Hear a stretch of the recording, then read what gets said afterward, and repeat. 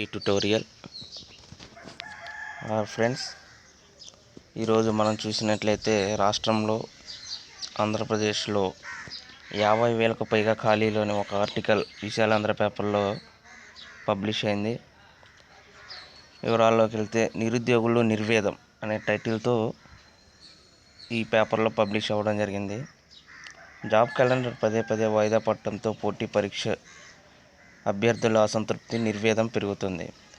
ముందు ఉగాది, ఆ తర్వాత ఈ నెల 31వ తేదీకి జాబ్ క్యాలెండర్ ప్రభుత్వం వాయిదా వేసింది.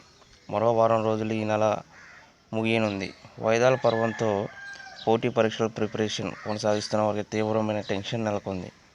వైసీపీ ప్రభుత్వం హయాం నుంచి గ్రామ వార్డు సచివాలయాల నోటిఫికేషన్లు మినహా ఇతర ఉద్యోగాలు నోటిఫికేషన్లు ఇవ్వలేదు. గడిచిన ఉగాదికి ఉద్యోగ క్యాలెండర్ యంత్రాంగం చర్యలు తీసుకోవాలంటూ సీఎం ఆదేశాలు జారీ చేయడంతో నిరుద్యోగులు కొంత ఊరట లభించింది. ఉగాది ముందు వరుసగా 5 రోజుల పాటు సెలవులు రావడం, అదే సమయంలో తిరుపతి ఎన్నికలు రావడం, ఖాళీల సేకరణ ఒక స్పష్టన రాకపోవడం జాబ్ క్యాలెండర్ అడ్డంకులు ఏర్పడ్డాయి. దీంతో ఉగాదికి జాబ్ క్యాలెండర్ ప్రభుత్వం విడుదల చేయలేకపోయింది. ఆ తర్వాత ఈ మే నెలాఖరుకు దాన్ని విడుదల చేస్తామని ప్రకటించారు. దీంతో నిరుద్యోగులు ఎంతో ఆశతో ప్రిపరేషన్ కొనసాగించారు. ఇంతలో కరోనా ఉధృతి మరింత పెరిగి వారి ఆశలపై నీళ్లు చల్లింది. రాష్ట్రంలో క్రమేపీ కరోనా పాజిటివ్ కేసులు పెరుగుతున్నందున, మరణాలు అధికమవుతున్నందున ప్రస్తుతం నోటిఫికేషన్ విడుదల చేసే పరిస్థితి కనిపించడం లేదు. రెండో దశ కరోనా ఉధృతి రాష్ట్ర వ్యాప్తంగా చాలా కుటుంబాలు విచ్ఛిన్నం చేసింది. ఆయా కుటుంబాలు చెందిన యువత విపరీతమైన ఒత్తిడికి గురవుతుంది. ప్రభుత్వ యంత్రాంగం మొత్తం కరోనా నియంత్రణపై దృష్టి పెట్టింది.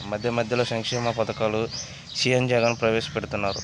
రాష్ట్ర వ్యాప్తంగా మొత్తం ఖాళీలపై వివరాలు ఒక అంచనా అధికారులు వచ్చారు. అన్ని విభాగాల నుంచి దాదాపు 50,000 ఉద్యోగాలు, ఉపాధ్యాయ ఖాళీలు 15,000 నుంచి 20,000 వరకు ఉంటాయని అంచనా వేశారు. వివిధ ఖాళీల నుంచి సంపూర్తిగా రోస్టర్ పాయింట్లతో సహా ఉద్యోగ ఖాళీల వివరాలను సీఎం జగన్ కార్యాలయానికి చేరలేదని సమాచారం. దీంతో జాబ్ క్యాలెండర్ జాప్యమైనట్లు తెలుస్తుంది. కరోనా రీత్యా రాష్ట్ర ప్రభుత్వ కార్యాలయాలు పూర్తి స్థాయిలో పనిచేయడం లేదు. చాలామంది అధికారులను, సిబ్బందిని కరోనా విధులు కేటాయించారు. ఏళ్ల తరబడి శిక్షణకే పరిమితం. డిగ్రీలు పూర్తి చేసిన వారంతా నోటిఫికేషన్ల కోసం వేచి ఉన్న తరుణంలో కరోనా పెద్ద అడ్డంకిగా మారింది. కరోనా రాకముందు లక్షలాది మంది హైదరాబాద్ కేంద్రంగా లాంగ్ టర్మ్ శిక్షణ పొందారు.